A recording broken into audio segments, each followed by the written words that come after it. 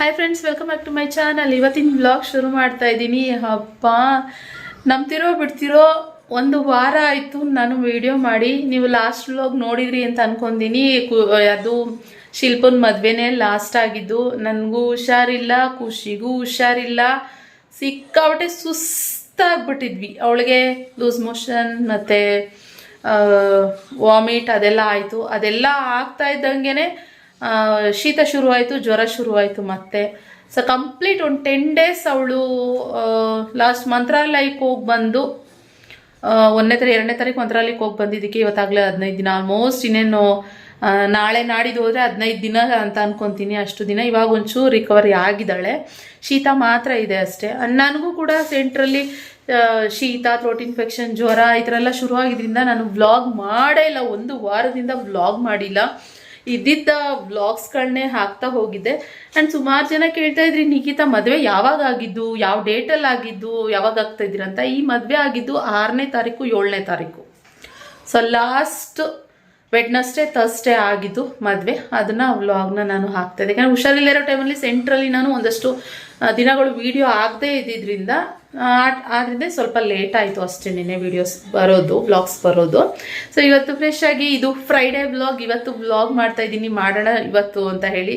ಎಲ್ಲ ಕಂಪ್ಲೀಟಾಗಿ ಒಂದು ವಾರ ರೆಸ್ಟ್ ಮಾಡಿದ್ದೀನಲ್ವಾ, ಇನ್ನು ಸ್ವಲ್ಪ ವಾಯ್ಸ್ ಚೇಂಜ್ ಇದೆ. ಅದು ಬಿಟ್ಟರೆ ಕಂಪ್ಲೀಟಾಗಿ ನಾನು ಓಕೆ ಇದ್ದೀನಿ ಇವಾಗ. ಆದ್ದರಿಂದ ಆ್ಯಂಡ್ ಅಡುಗೆನೂ ಅಷ್ಟೇ ಇಷ್ಟು ದಿನ ಇದ್ದಿದ್ದಷ್ಟು ಒಂದಿಷ್ಟೇ ಏನೇನೋ ಅಡುಗೆ ಮಾಡ್ಕೊಂಡು ಏನೋ ಒಂಚೂರು ಮಾಡಿ ತಿಂತಾ ಇದ್ವಿ. ಇನ್ನು ಕಾರ್ತಿಕ ಸೋಮವಾರ ಬೇರೆ ಮುಗೀತು ನಮ್ಮದು. ನಾನ್ ವೆಜ್ ತಿಂತಾ ಇರಲಿಲ್ಲ ಇಷ್ಟು ದಿನ. ಇವಾಗ ನಾನ್ ವೆಜ್ ಬೇರೆ ತಿನ್ನೋದಕ್ಕೆ ಶುರು ಮಾಡಿದ್ದೀವಿ. ಸೊ ಏನಾದ್ರು ವೆರೈಟೀಸ್ ಎಲ್ಲ ಮಾಡಿಕೊಂಡು ತಿನ್ನೋ ಥರ. ಸೊ ಬನ್ನಿ ಇವತ್ತಿನ ವ್ಲಾಗ್ ಶುರು ಮಾಡೋಣ. ಇವತ್ತಿನ ವ್ಲಾಗ್ ಇಷ್ಟ ಆದರೆ like, share, comment and subscribe ಮಾಡ್ಕೊಂಡಿಲ್ಲ ಅಂತಂದರೆ ಸಬ್ಸ್ಕ್ರೈಬ್ ಮಾಡ್ಕೊಳ್ಳಿ. ಒಂದು ವಾರದಿಂದ ಸರಿಯಾಗಿ ಅಡುಗೆನೇ ಮಾಡಿರಲಿಲ್ಲ ನಾನಂತೂ. ಏನು ತರಕಾರಿ ಏನು ಎಷ್ಟಿರುತ್ತೋ ಅದರಲ್ಲೇ ಜೆ ಅನ್ಸು ಅಂತ ಅನ್ನೋ ಥರ ಇದೆ. ಅದರಿಂದ ಇವತ್ತೆಲ್ಲ ತರಕಾರಿಗಳನ್ನ ಆರ್ಡ್ರ್ ಮಾಡಿ ಸೋರೆಕಾಯಿ ಕೂಡ ತರಿಸಿ. ಚೆನ್ನಾಗಿದೆ, ಫ್ರೆಶ್ ಆಗಿದೆ ಸೋರೆಕಾಯಿ ಎಲ್ಲ. ಇದು ಎಂಥದ್ದು ಗೆಡ್ಡೆಕೋಸು ಮತ್ತು ನಿಂಬೆಹಣ್ಣು, ಬೀನ್ಸು. ಇನ್ನೊಂದೇನು ಗೊತ್ತಾ, ಏನು ಮಾಡಿದ್ದೀನಿ ಅಂತಂದರೆ ಎಲ್ಲ ಒಂದೊಂದು ಆರ್ಡ್ರ್ ಮಾಡಬೇಕು ತಾನೇ. ನಾನು ಅದು ಏನು ಈ ಸೈಜ್ ಏನು ಕನ್ಫ್ಯೂಸ್ ಆದೆ ಅನ್ನೋದೇ ಗೊತ್ತಿಲ್ಲ. ಇಲ್ಲಿ ಈ ಥರ ಒಂದು ಆರ್ಡ್ರ್ ಮಾಡಬೇಕು, ಒಂದು ಬುಕ್ ಮಾಡಬೇಕು. ನೋಡಿ 2 ಆಗಿದೆ ಆಯ್ತಾ. ಇದನ್ನ ಒಂದು ಬುಕ್ ಮಾಡಿದ್ದೀನಿ 1 kg. ಯಾಕಂದ್ರೆ ಆಲ್ರೆಡಿ ನಾನು ಟೊಮೊಟೊ ತಂದಿದ್ದೆ, ಮತ್ತೆ ಇನ್ನೊಂದು ಆಗಿದೆ 2. ಇಲ್ಲಿ ಇದಾ. ನೆಕ್ಸ್ಟ್ ಬೀನ್ಸು ಒಂದು ಬುಕ್ ಮಾಡಿದ್ದೀನಿ, ಇಲ್ಲಿ 3. ಸರಿನಾ? ಇದಾಯ್ತಾ? ಇದಲ್ಲ ಇನ್ನೊಂದು. ಇಲ್ಲಿ ಉದ್ದಿನ ಬೇಳೆ 1 kg ಆರ್ಡರ್ ಮಾಡಿದ್ದೀನಿ ಆಯ್ತಾ. ಇಲ್ಲಿ ನೋಡಿ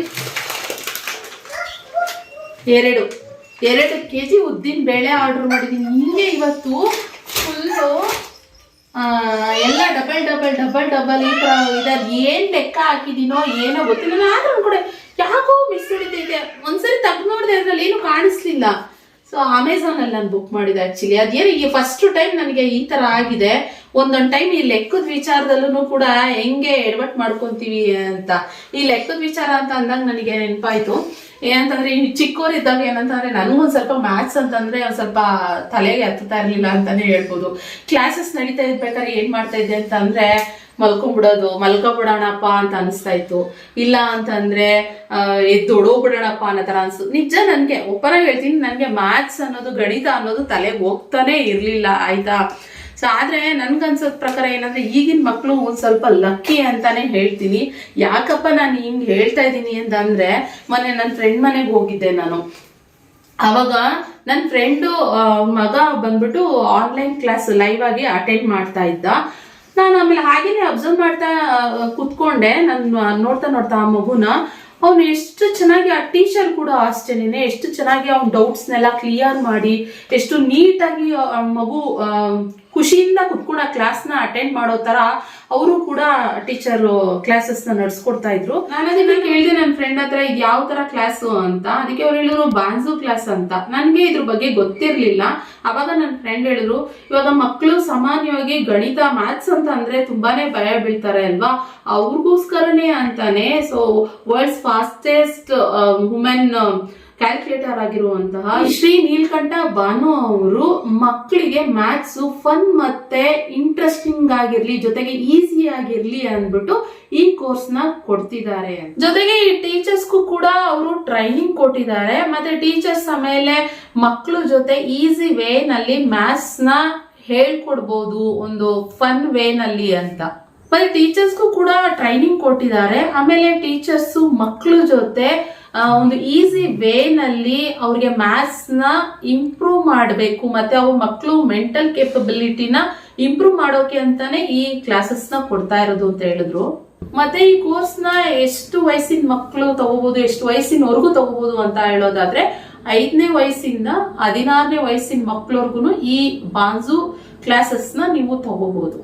ಮತ್ತೆ ನನ್ನ ಫ್ರೆಂಡ್ ಮಗನು ಕೂಡ ಅಷ್ಟೇ, ಎಷ್ಟು ಚುರುಕಾಗಿದ್ದಾನೆ ಗೊತ್ತಾ. ಮತ್ತೆ ಅವನು ಬಾನ್ಸೂನಲ್ಲಿ ಸ್ಟೂಡೆಂಟ್ ಆಗಿರೋದ್ರಿಂದ ಅವನಿಗೆ ತುಂಬಾನೇ ಖುಷಿ ಅಂತೆ. ಅಂದ್ರೆ ಕ್ಲಾಸಸ್ಗೆ ತುಂಬಾ ಖುಷಿಯಿಂದ ಕುತ್ಕೋತಾನಂತೆ. ಹಾಗೆ ಪ್ರತಿಯೊಂದು ಕ್ಲಾಸ್ನು ತುಂಬಾನೇ ಎಕ್ಸೈಟ್ ಆಗಿ ಅಲ್ಲಿ ಅಟೆಂಡ್ ಮಾಡ್ತಾನಂತೆ.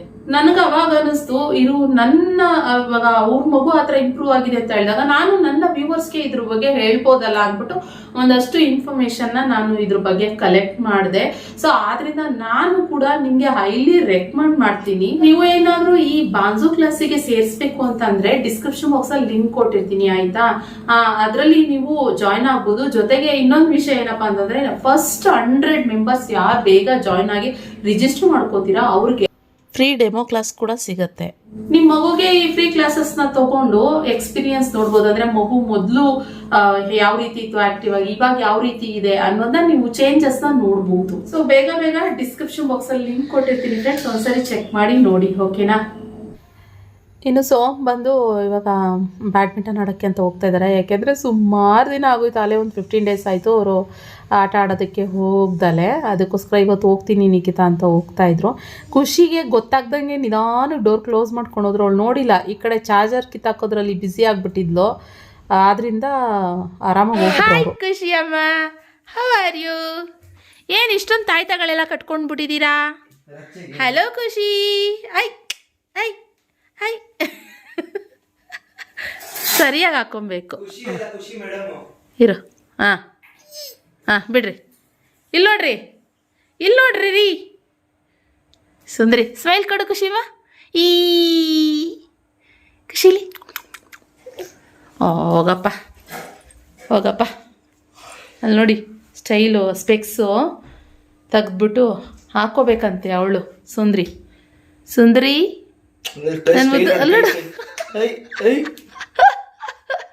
ಏ ಸುಂದ್ರಿ, ಏನು ಒಂಚೂರು ಕಾಣಂಗಿಲ್ಲ, ಹಠ ಜಾಸ್ತಿ ಆಗ್ಬಿಟ್ಟಿದೆ. ಹುಷಾರಿಲ್ಲದೆ ಇರುವಾಗ್ಲಿಂದ ಹಠ ಜಾಸ್ತಿ. ಇದ್ರಾಗಿನ ಪಿಂಕ್ ಕಲರ್ ಚೆನ್ನಾಗಿದೆ, ಆ ಪಿಂಕ್ ಕಲರ್ ಸ್ಪೆಕ್ಸ್ ಅದೆಲ್ಲ ಹಾಕಿದಾರೋ ಏನೋ ಗೊತ್ತಿಲ್ಲ. 3 ಹಾಕಿದ್ರೆ 8 ಕೊಡ್ತೀನಮ್ಮ. ಏಯ್ ಸುಬಾಕ,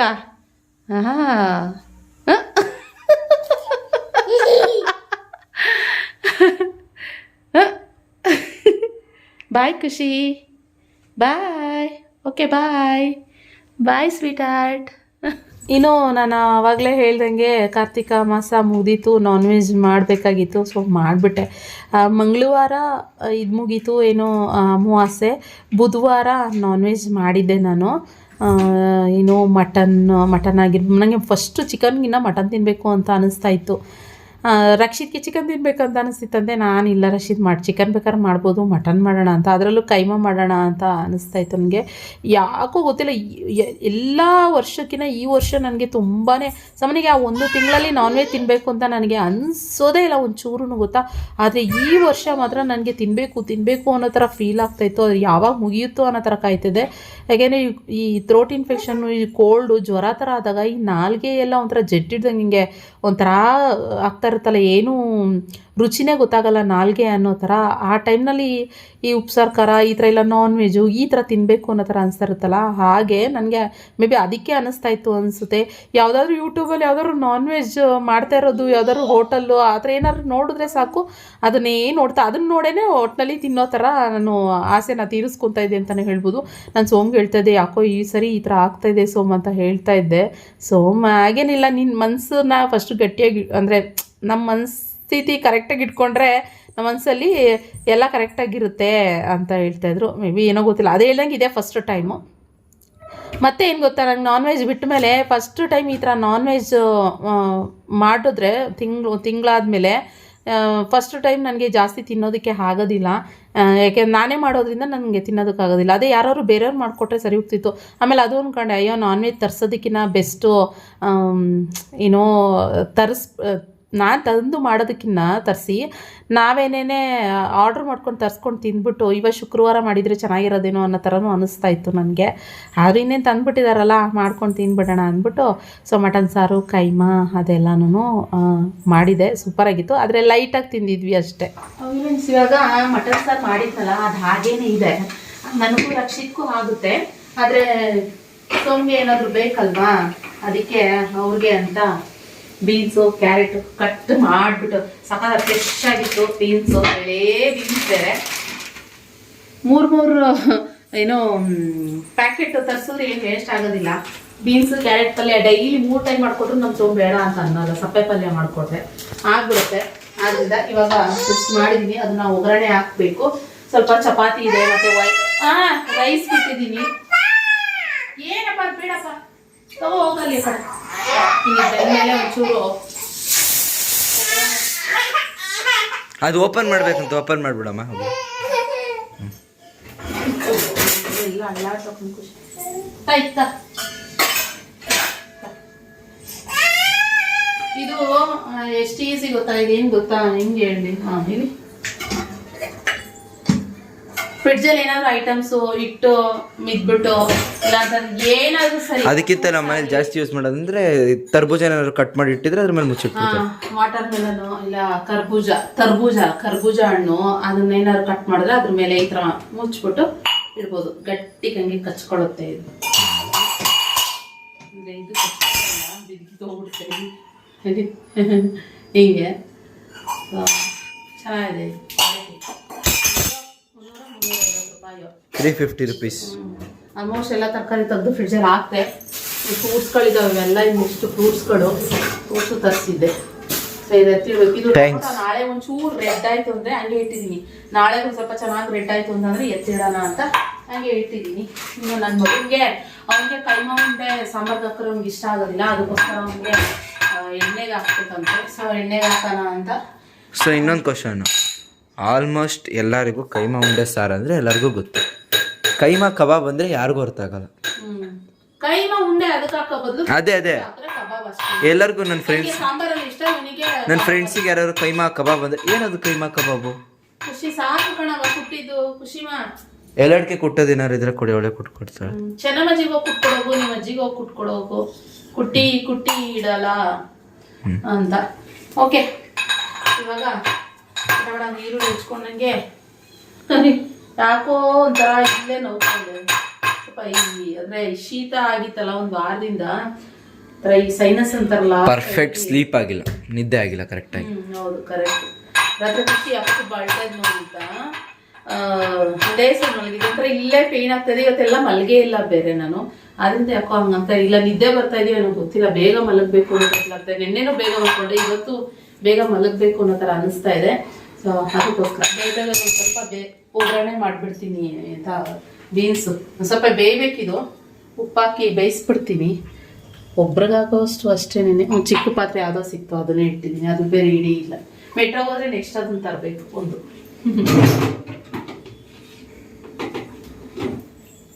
ಓಕೆ, ವಡೆ ಮಾಡಿದ್ದಾಯಿತು. ಇವಾಗ ನನ್ನ ಮಗನಿಗೆ ಮಾಡ್ತಿದ್ದಂಗೆ ಕೈಮಾ ವಡೆ ಇದು. ಎಂತ ನನ್ನ ಮಗಳಿಗೆ ಕೊಟ್ಟೆ. ಒಂದು ಸ್ವಲ್ಪ ಖಾರ ಆಯ್ತೇನೋ, ಅದಕ್ಕೆ ನೀರು ಕುಡಿತಾವಳೆ. ನನ್ನ ಮಗಳಿಗೆ ಏನಂದರೆ ಒಂದು ಲೋಟ ಕೊಟ್ಟೆ ನೀರು.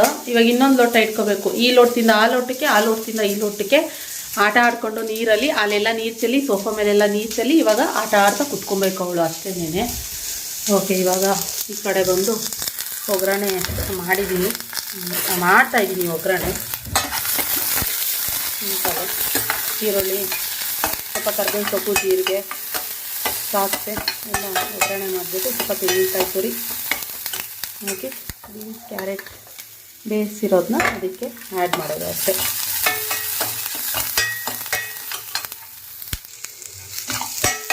ಇದು ತೆಂಗಿನಕಾಯಿ ಜಾಸ್ತಿ ಹಾಕ್ಬೇಕು, ಚೆನ್ನಾಗಿರುತ್ತೆ. ಕಡಲೆಬೇಳೆ ಏನು ಹಾಕಿಲ್ಲ ನಾನು. ಜಸ್ಟ್ ಹಾಗೇನೆ ಕೆಲವೊಂದು ಟೈಮ್ ಕಡಲೆಬೇಳೆ ಹಾಕಿದ್ರೆ ಈ ಹಲ್ಲು ಉಳ್ಕಲ್ಲಿರ್ತಲ್ಲ ಅಂದ್ಕೊಂಡ್ಗೆ ಸ್ವಲ್ಪ ಹಲ್ಲು ಉಳ್ಕಲ್ಲಿದೆ, ಅದು ಸಂದಿಲಲ್ಲಿ ಕುತ್ಕೊಂಡ್ಬಿಟ್ರೆ ಒಂಥರ ಪೇಯ್ನ್ ಆಗುತ್ತೆ ಅಂತ ಕಡಲೆಬೇಳೆ ಆದಷ್ಟು ಅವಾಯ್ಡ್ ಮಾಡು ಅಂತ ಹೇಳ್ತಾರೆ. ನಾನು ತಿನ್ನುವಾಗಂತೂ ಕಡಲೆಬೇಳೆ ಹಾಕ್ತೀನಿ ಸ್ವಲ್ಪ ಆದರೂ. ಇದು ಇವಾಗ ಒಬ್ಬರಿಗೇ ಅದಕ್ಕೋಸ್ಕರನೇ ಕಡಲೆಬೇಳೆ ಸ್ವಲ್ಪ ಹಾಕಿಲ್ಲ, ಚೂರು ಹಾಕಿಲ್ಲ. ನನಗೇನು ಗೊತ್ತಾ, ಈ ಕೊತ್ತಂಬರಿ ಸೊಪ್ಪೆಲ್ಲ ಹಾಕಿದ್ರೆ ಇಷ್ಟ ಆಗಲ್ಲ ಇದಕ್ಕೆ, ಈ ಥರ ಪಲ್ಯಗಳಿಗೆ, ಸೊಪ್ಪೆ ಪಲ್ಯಕ್ಕೆಲ್ಲ. ಈ ಜಸ್ಟ್ ಈ ಥರ ಇದ್ರೇ ನನಗೆ ಇಷ್ಟ ಆಗುತ್ತೆ. ರೆಡಿ ಆಯಿತು ಫೇವ್ರೆಟ್ ಸೊಪ್ಪೆ ಪಲ್ಯ. ಓಕೆ ಫ್ರೆಂಡ್ಸ್, ಇವಾಗ ಆಯಿತು. ನನ್ನ ಮಗಳಿಗೆ ಚಪಾತಿ ತಿನ್ಸಿತ್ತು, ಅದಕ್ಕೆ ಸ್ವಲ್ಪ ಹೊತ್ತು ವೆಯ್ಟ್ ಮಾಡ್ತಾಯಿದ್ದೀನಿ ಏನೋ ಇದು ಮಾಡೋದಕ್ಕೆ, ಊಟ ಮಾಡಿಸೋದಕ್ಕೆ. ಇವಾಗ ಬಿಸಿ ಅನ್ನ ಆಗಿದೆ, ಊಟ ಮಾಡಿಸ್ತೀನಿ. ಚಪಾತಿ ಕೂಡ ಹಾಗೇ ಇದ್ರ ಮೇಲೆ ಇಟ್ಟಿದ್ದೀನಿ, ಬಿಸಿ ಆಗೋ ಥರ. ಸ್ವಲ್ಪ ಬಿಸಿ ಆದರೆ ಪಲ್ಯ ಜೊತೆಗೆ ತಿನ್ನೋದಕ್ಕೆ ಸರಿ ಹೋಗುತ್ತೆ ಅಂತ. ಏನು ಲೈಟಾಗಿ ಒಂದು ಚಪಾತಿ, ಒಂದು ಸ್ವಲ್ಪ ರೈಸು, ನಾನು ಒಂದು ಚಪಾತಿ ಒಂದು ಸ್ವಲ್ಪ ರೈಸು ಅಷ್ಟೇ ಹಂಗೆ ತಿನ್ಕೊತೀವಿ. ಆ್ಯಕ್ಚುಲಿ ಇವತ್ತು ವೀಡಿಯೋ ಮಾಡೋದೇ ಬೇಡ ಅಂತ ಅಂದ್ಕೊಂಡೆ, ನಾಳೆಯಿಂದ ಹೊಸ್ದಾಗಿ ಮಾಡೋಣ ಅಂತ ಅಂದ್ಕೊಂಡೆ. ಆದ್ರೂ ಇವತ್ತೊಂದು ಸ್ವಲ್ಪ ಮಾಡಿಬಿಡೋಣ, ಸ್ವಲ್ಪ ಅನ್ನಿಸ್ತು ನನಗೇನೆ ವೀಡಿಯೋ ಮಾಡಬೇಕು ಅನ್ನೋ ಥರ ಅನ್ನಿಸ್ತು. ಸೊ ಅದಕ್ಕೋಸ್ಕರ ಮಾಡಿದೆ, ಚಿಕ್ಕದಾಗಿ ಮಾಡೋಣ ಅಪ್ಡೇಟ್. ಒಂಚೂರು ಹೆಲ್ದಿಯಾಗಿದ್ದೀನಿ, ಒಂದು ವಾರದಿಂದ ಮಾಡಿಲ್ಲ ಅಲ್ವಾ. ಸೊ ಇವತ್ತೊಂದು ಸ್ವಲ್ಪ ಹುಷಾರಾಗಿರೋದ್ರಿಂದ ಒಂಚೂರು ಮಾಡೋಣ ಅಪ್ಡೇಟ್ ಅಂತ. ಇನ್ನು ರಕ್ಷಿತ್ ಏನು ಶಿಲ್ಪ ಜೊತೆ ಹೋಗಿದ್ದ, ಏನು ಅಡುಳಿ ಹೆಣ್ಣಿನ ಜೊತೆ ಅಡುಳಿ ಗಂಟಾಗಿ ಹೋಗಿದ್ದ ಇವನು. ಸೊ ಒಂದೇ ದಿನ ಅಲ್ಲೋಗಿ ರಂಗೇನಹಳ್ಳಿ ಬಂದ್ಬಿಟ್ಟ ಅವನು ವಾಪಸ್ ಇಲ್ಲಿಗೆ.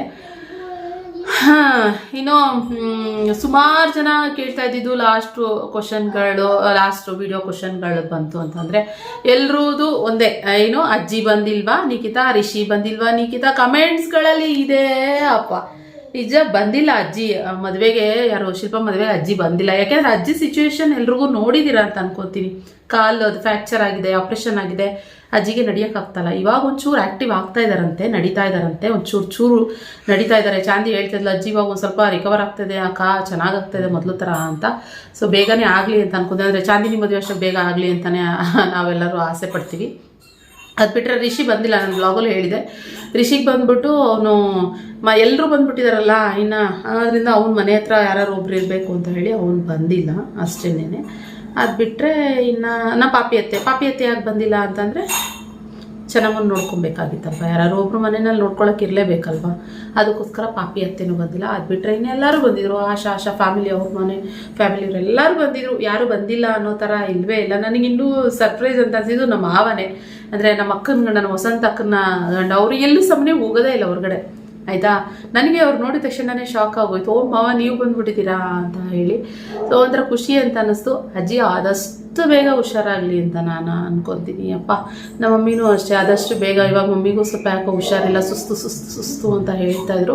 ಯಾಕೆಂತಂದರೆ ಮೊನ್ನೆ ಅವ್ರಿಗೆ 1 ತಿಂಗಳಿಂದ ಇಂಜೆಕ್ಷನ್ ತೊಗೊಂಡಿಲ್ವಂತೆ ಅವರು. ಮತ್ತೋಗಿದಾರೋ ಇಲ್ಲ ಅಂತಂದರೆ ನಮ್ಮಮ್ಮ ಹೆಂಗೆ ಅಂತಂದರೆ ತುಂಬ ಸ್ವಲ್ಪ ದುಡ್ಡು ಖರ್ಚಾಗುತ್ತಲ್ವಾ ಹಾಸ್ಪಿಟ್ಲು ಅಂತ ಹೇಳಿದಾಗ, ಡಯಾಲಿಸಿಸ್ ಮಾಡಿಸ್ಕೊಂಡು ಮತ್ತು ಒಂದು ವ್ಯಾಕ್ಸಿನೇಷನ್ ತೊಗೋಬೇಕು ವೀಕ್ಲಿ 1, ಅದೆಲ್ಲ ಸೇರಿನೇ ಮಿನಿಮಮ್ ಜಾಸ್ತಿ ಆಗಿಬಿಡುತ್ತೆ. ಒಂದು 3,000-4,000 ಅದು ಇಳಿದ್ಬಿಡುತ್ತೆ ಒಂದು ವ್ಯಾಕ್ಸಿನೇಷನ್ ಆ ಥರದಕ್ಕೆ. ಅದಕ್ಕೆ ನಮ್ಮಮ್ಮ ಅಷ್ಟು ಕೊಡಿಸ್ಬೇಕಂತ ಕೊಡಿಸ್ಕೊಂಡಿಲ್ವಂತೆ. ಫುಲ್ಲು ಅದು ಡಾಕ್ಟ್ರು ಚೆನ್ನಾಗಿ ಬೈದ್ಬಿಟ್ರಂತೆ, ನೀವು ಕೊಡಿಸ್ಕೋಬೇಕು ಹಾಗೆ ಹೀಗೆ ಅಂತ. ಆಮೇಲೆ ಸರಿ ಅಂತ ಹೇಳ್ಬಿಟ್ಟು ನಾನೆಲ್ಲ ಮಮ್ಮಿ ಕೊಡಿಸ್ಕೊಳ್ರಿ, ಹಿಂಗೆಲ್ಲ ಮಾಡಬೇಡ್ರಿ, ನೀವು ಯಾಕೆ ನನಗೆ ಹೇಳ್ಬೇಕು ಅಂತ ನನಗೆ ಹೆಂಗೆ ಗೊತ್ತಾಗುತ್ತೆ ಏನೇ ಇದ್ರೂ ಅಲ್ವಾ. ಆಮೇಲೆ ಹೇಳಿ ನಾನು ಕೊಡಿಸಿಸ್ದೆ, ಹಿಂಗಾಯಿತು. ಎಲ್ಲ ಆರಾಮಿದ್ರೆ ಇವಾಗ ಸದ್ಯಕ್ಕೆ ಪರವಾಗಿಲ್ಲ. ನನ್ನ ಜೊತೆಗೆ ಸುಮಾರು ಜನ ಒಂದೊಂದು ಹೇಳ್ತಿದ್ರ, ಖುಷಿ ಹುಷಾರಿಲ್ಲ ಅಂತ ಅಂದಾಗ್ಲಿಂದನೂ ಸುಮಾರು ಜನ ಸುಮಾರು ಥರ ಸಲಹೆಗಳಿದ್ರ. ಏನಂತಂದರೆ ನಿಖಿತಾ ಆ ದೇವಸ್ಥಾನಕ್ಕೆ ಹೋಗಿ ಈ ದೇವಸ್ಥಾನಕ್ಕೆ ಹೋಗಿ, ಇನ್ನೊಂದು ಅಲ್ಲಂತ್ರ ಹಾಕ್ಸಿ ಇಲ್ಲಂತ್ರ ಹಾಕ್ಸಿ, ಇಲ್ಲಾಂದರೆ ಎದುರುಷ್ಟಿ ತೆಗಿರಿ. ಇನ್ನು ಕೆಲವರು 3 ಸ್ಟೌವಿನ ಗ್ಯಾಸ್ ಇಡಬಾರ್ದು ಅಂತ ಹೇಳಿದ್ರ. ಇನ್ನು ಕೆಲವರು ನಿಖಿತಾ ದೇವ್ರ ಮನೆ ಇಲ್ಲಿದೆ ಅದನ್ನು ತೆಗೆದು ಮೊದಲಿನ ಜಾಗಕ್ಕೆ ಇಡಿ ಅಂತ. ಸೊ ನಾನು ಡಿಸೈಡ್ ಮಾಡಿದ್ದೀನಿ ಇದನ್ನು. ಆ್ಯಕ್ಚುಲಿ ಏನು ಗೊತ್ತಾ, ನನಗೂ ಇಲ್ಲಿ ಇಡೋದು ಇಷ್ಟ ಇಲ್ಲ. ನೀವು ಹೇಳೋಕ್ಕೂ ಇಂದ ಮುಂಚೆನೇ ನನಗೆ ಇಷ್ಟ ಇಲ್ಲ ಇಲ್ಲಿ ಇಡೋದಕ್ಕೆ. ಆದರೆ ಖುಷಿಗೆ ಏನಾಗ್ತದೆ ಅಂದರೆ ಇಲ್ಲಿರುವಾಗ ಅವಳು ಎಲ್ಲಾನು ಎಳೆದು ಮಾಡಿ ಅದು ತುಂಬ ಇದು ಮಾಡ್ತಾಯಿದ್ಲು, ತೀಟೆ ಮಾಡ್ತಿದ್ಲು. ಅದು ತೀಟೆ ಅಂತಲೂ ಹೇಳೋಕ್ಕಾಗಲ್ಲ, ಪಾಪ ಅವಳಿಗೆ ಗೊತ್ತಿಲ್ಲ, ಎಲ್ಲಾನು ಎಳ್ಳಾಕ್ಬಿಡ್ತಾಯಿದ್ಲು. ಇದು ಸ್ವಲ್ಪ ಹೈಟ್ ಇದೆ ಅಲ್ಲ, ಅದಕ್ಕೋಸ್ಕರ ಇಲ್ಲೇ ಇರಲಿ ಸದ್ಯಕ್ಕೆ, ಅವಳಿಗೆ ಸ್ವಲ್ಪ ಗೊತ್ತಾಗೋವರೆಗೂ ಅಂದ್ಬಿಟ್ಟು ಇಲ್ಲೇ ಬಿಟ್ಟೆ. ಈ ಗ್ಯಾಸ್ ಒಲೆ ಮುಂದೆ ಇಡಬೇಡಿ ಅಂತ ಹೇಳ್ತಾಯಿದ್ರು. ನೋಡೋಣ ಮೇ ಬಿ ಇರ್ಬೋದೇನೋ ಅಂತ. ಅದಕ್ಕೋಸ್ಕರ ನನಗೂ ಸುಮಾರು ಜನ ಅದೇ ಹೇಳ್ತಾನೆ ಇದ್ರಲ್ಲ, ನನಗೂ ಚೇಂಜ್ ಮಾಡಬೇಕು ಅಂತ ಅನಿಸ್ತಾ ಇತ್ತು. ಸೊ ಚೇಂಜ್ ಮಾಡಬೇಕು, ಅದನ್ನು ನಾನು ಇವಾಗ ಮಾಡೋ ಹಾಗಿಲ್ಲ ಸದ್ಯಕ್ಕೆ.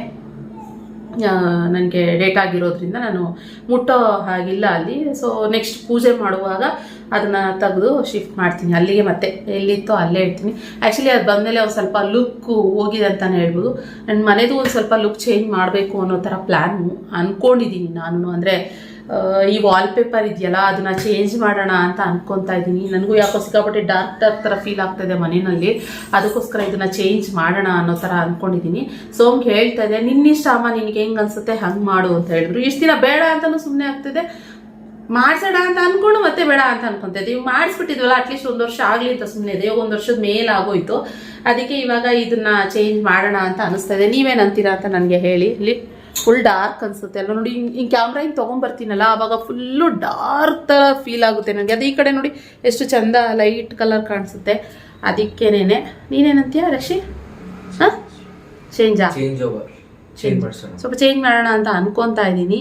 ಸೊ ನೋಡ್ಬಿಟ್ಟು ಮಾಡಿಬಿಟ್ಟು ಇದಕ್ಕೊಂದಿನ ಕೆಲಸ ಹಿಡಿಯುತ್ತೆ. ಅದನ್ನೇ ಹೆಂಗಪ್ಪ ಮ್ಯಾನೇಜ್ ಮಾಡೋಣ ಇವಳು ನಿಟ್ಕೊಂಡು ಅನ್ನೋದು ಯೋಚನೆ ಮಾಡುತ್ತೆ. ಹಾಂ, ಫ್ಲೋರ್ ಎಲ್ಲ ಗ್ಲೂ ಆಗುತ್ತೆ. ಅದೆಲ್ಲ ಕೀಳ್ತಾರೆ ಮತ್ತೆ ಅದಾಗ್ತಾರೆ, ಅಲ್ಲೆಲ್ಲ ಇಟ್ಕೊಂಡು ಮಾಡ್ತಾರೆ. ಅದಕ್ಕೆ ಯೋಚನೆ ಮಾಡ್ತಾ ಇದ್ದೀನಿ ನಾನು. ಒಟ್ಟಿನಲ್ಲಿ ಒಂದು ಹೊಸ ವರ್ಷದಷ್ಟು ಕ್ಲೀನ್ ಎಲ್ಲ ತಕ್ಷಣ ಅನ್ನೋ ತರ ಅನ್ಸ್ತದೆ. ಎಲ್ರದ್ದು ಅದೇ ತರ ಅಭಿಪ್ರಾಯ ಅನಿಸ್ತಾ ಇದೆ. ನಮ್ಮ ಮುಂದೆ ಅದೇ ಅಂತ ಅನಿಸ್ತದೆ. ಆಯ್ತು ತಕ್ಸೆ ಆಯ್ತಲ್ಲ. ಇವಾಗ ಒಂದು ಪೇಂಟ್ ಮಾಡಿಸ್ಬೇಕು ಅಂತಂದಾಗ ನಾವೇನಾದ್ರೂ ವರ್ಷಕ್ಕೊಂದ್ಸರಿ ಪೇಂಟ್ ಮಾಡಿಸ್ತಾ ಇರ್ತೀವಲ್ವಾ, ಅದೇ ತರನೇ. ಸೊ ಅನ್ಸುತ್ತೆ.